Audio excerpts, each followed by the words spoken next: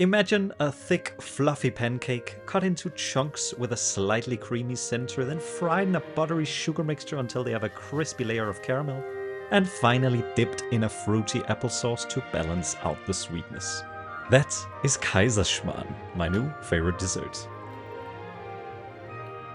I recently spent a few months in Bavaria in the south of Germany to explore the local cuisine and improve my German. It's a wonderful area for hiking, both because of the stunning views, but especially because the mountains and villages are littered with little Berggaststätte, little huts in the mountains where you can get great beer, large portions of food, and of course desserts like Apfelstrudel and Kaiserschmarrn. I really fell in love with Kaiserschmarrn, so I've been testing out a few recipes, and today I'll show you my favorite. But before we get into the recipe, let's understand the name. Kaiserschmarrn is often translated as the Emperor's Mess, but it's a little bit more complicated than that. Kaiser comes from the word Caesar and therefore means emperor. And it is generally agreed that the first version of this dish was prepared for the Austrian Emperor Franz Joseph I. Schmarrn, however, is a bit more dubious and may refer to either a scrambled or shredded dish, or it can also be used colloquially in the local dialect of Bayerisch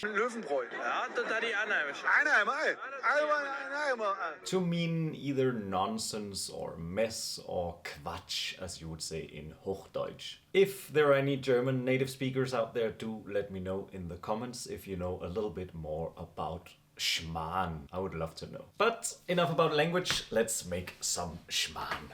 In a bowl, start by cracking in 4 whole eggs. Some people separate the egg whites and whip them up for a more fluffy pancake, but I'm a bit lazy and I don't really think it's necessary. To the eggs, add 40 grams of sugar, 40 grams of melted butter, and 250 grams of buttermilk. Most recipes use regular milk, but I would really recommend buttermilk as it keeps the Kaiserschmarrn very moist and adds a lovely acidity to the dough that balances out the sweetness of the caramelization. Whisk all of that together, and then I really love to add some lemon zest, but I forgot to buy lemons. So imagine that this lime is a lemon and that I'm actually grating in the zest. Now we're going to add the dry ingredients, and I prefer to pass them through a sieve. In goes 130 grams of flour, 1 teaspoon of baking powder, and 1 teaspoon of vanilla powder. Sifting the dry ingredients will make less lumps in the batter, and since we want to stir this as little as possible, I do think it is worth the extra 30 seconds of work. Speaking of stirring, grab a spatula and try to fold in the flour. Your goal is to hydrate all the flour, not whisk everything together. This dough will naturally get a little bit lumpy, and that is totally fine. Just make sure that any big pockets of flour, like this one, are broken up and folded into the batter. In the end, it should look a little something like this, a little lumpy but mostly homogeneous. Get a pan on a medium heat and melt in 30 grams of butter. And for reference, I'm using a 28 centimeter nonstick pan. Once the butter is melted, add the batter, and it is very important that the heat isn't too high. We want the bottom to get a nice and brown crust, but not until the rest of the batter has set enough that we can flip it. So keep it on a medium heat and put on a lid to help the dough cook evenly, and then let it sit for 10 to 15 minutes. The batter should now have set around the edges, and you should see little air bubbles on the surface. And then we can have a little peek at the bottom to see if it has a nice color, and I'm very happy with what you see here. You could flip this in one go, but the traditional way of doing this is to cut it into 4 pieces and flip them individually. This can be very helpful, especially if the batter hasn't set fully. Also, it doesn't really matter if you mess this up and the dough goes everywhere, because we are going to tear it all up and stir fry the chunks either way.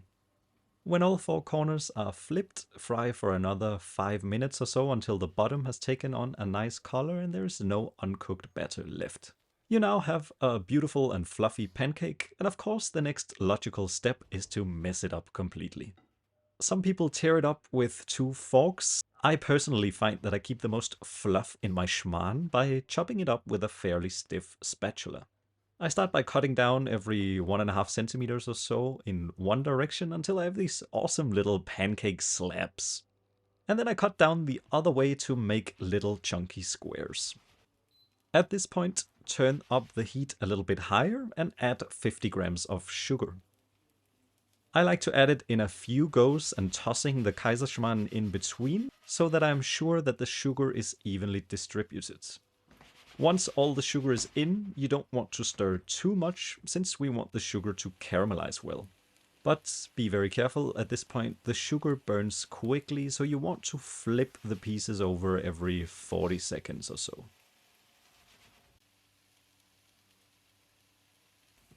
And after 3 to 4 minutes of frying, the schmarrn should look like this. Fluffy but juicy and gooey in the center, and then a lightly caramelized layer on the outside. When this cools down, the sugar on the crust goes super crunchy and you are left with the most satisfying textural variety. I mean, just look at this little guy. Das ist wunderbar. Usually, Kaiserschmarrn is served as a large pile, sometimes with a dusting of icing sugar on top, sometimes with rum-soaked raisins, berries, or a plum compote. I prefer to serve it just as is, and then with a nice applesauce on the side to dip the chunks in. The applesauce adds a fresh and fruity flavor, which makes you unable to stop eating once you get started. You just keep on dipping and snacking. Making applesauce is incredibly easy and can also be used for your breakfast on top of some yogurt or with porridge. You'll need, surprise, some apples. They need to be peeled, preferably in one single long strip if you can. Then you want to remove the core and chop them into little chunks. To your apples, add about 50 grams of sugar, 50 grams of water, and cook them down for 10 minutes. Some apples will cook down completely and turn into a sauce themselves. These ones are a bit more crunchy and will need some help from an immersion blender. For Kaiserschmarrn, I like to blend it very smooth until it has a sauce-like texture that will be perfect for dipping. Depending on the type of apples you use, you might want to adjust with some more sugar or a little bit of lemon juice, but these apples were quite acidic, so I just served it as is. And there it is, Kaiserschmarrn. I find it incredibly satisfying to eat it with chopsticks. If you've never tried it before, I really think you should. The crispiness, the caramelization on the outside, so good, and then super gooey on the inside. And this kind of portion would probably be served in Bavaria for one person, but I think it could easily serve for